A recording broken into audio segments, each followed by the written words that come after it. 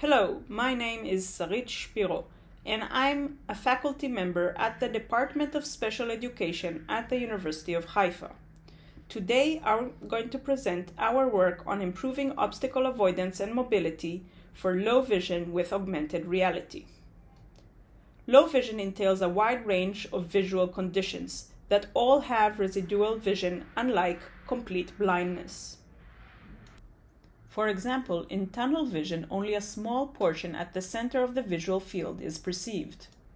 In diabetic retinopathy, there are patches across the visual field.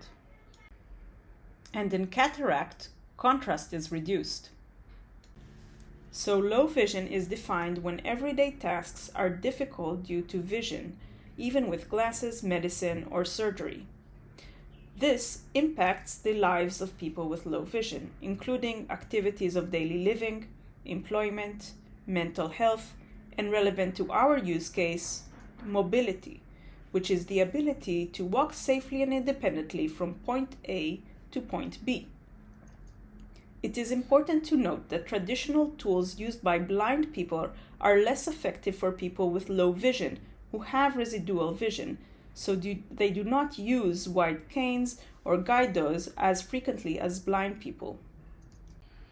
Augmented reality is a promising tool for vision enhancement to help people with low vision in everyday tasks. For example, augmented reality visual cues can help low vision people locate target products and thus help in shopping tasks. It can also help in reading, for example, by reading door signs. And it can help by enhancing artifacts in museum visits. Several previous studies examined how augmented reality can improve low vision mobility. One approach has used full scene modification, for example, by overlaying depth information on the scene using colors. Another approach has been minification to help people with tunnel vision. More recent approaches and studies have examined specific object enhancements to provide a natural experience. For example, enhancing stairs using projection of light to the stairs. A recent study examined cues on obstacles and found that world-locking cues to the obstacles with 2D squares was helpful. Although the results were promising, they were modest. Our goal is to build upon this previous work and to improve the design of cues to make them more natural. It is important to note that too much information may lead to a disruptive experience, so it is important to design the cues effectively. So our goal in the current study is to examine how enhancing obstacle visibility can improve low vision mobility. One issue is that object detection is too slow for real-time use cases, and this may deteriorate low vision user experience. So in the current study, we will simulate the abilities of a future AR system that presumably will have computer vision abilities to detect obstacles in real time and enhance them. Our design approach includes natural and unobstructive design of cues. The cues will enhance the 3D outline of obstacles, and we will test and isolate the impact of cues on mobility. We selected everyday objects and scanned them using 3D scanning technology. These 3D models were imported into Unity, where we designed a predetermined obstacle course. A graphic designer enhanced each obstacle with virtual outlines to make them more noticeable. Using Oculus Pro, participants navigated the predetermined course in a mixed reality environments, where virtual outlines were layered over real physical obstacles. There were 15 obstacles in counterbalanced locations in the obstacle course.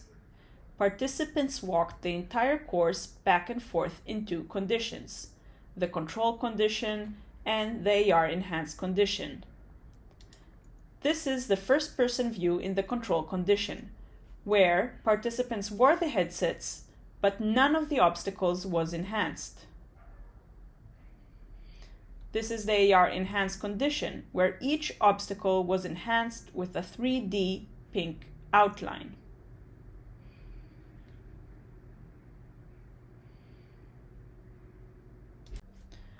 To test the design of our cues, we conducted a study with 14 low vision participants who had various clinical conditions.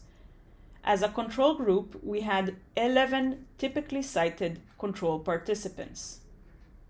For each participant, we collected the time it took them to walk the course, the walking path, the number of collisions, and user feedback using an SUS survey and a short interview following the experiment. Each participant conducted the obstacle course while wearing the headset, either in the control condition, without any enhancements, or in the AR enhanced condition. Here are the results. On the y-axis, you can see the time in seconds to walk the obstacle course back and forth. In red is the low vision results, and in blue is the typically sighted results. In two conditions, we can see the AR condition and the control condition.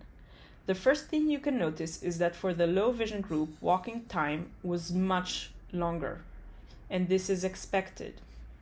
Importantly, you can see for the typically sighted group, there is no difference in time between the AR condition and the control condition. In contrast, for the low vision group, you can see that the walking time was much shorter in the AR condition versus the control condition. In terms of walking path, you can see on the right, on the y-axis, you see the path length in meters, and for the low vision group, the AR condition was much shorter path than in the control condition. In a similar effect also happened for the typically sighted group, although much smaller. Walking faster may lead to more collisions. So we set to examine what happened to the collision counts in the two conditions for the low vision participants.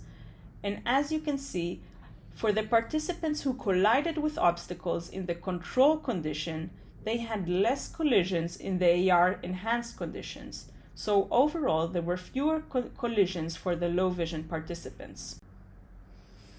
As for our exit interviews with participants, they shared a few insights and overall had positive feedback.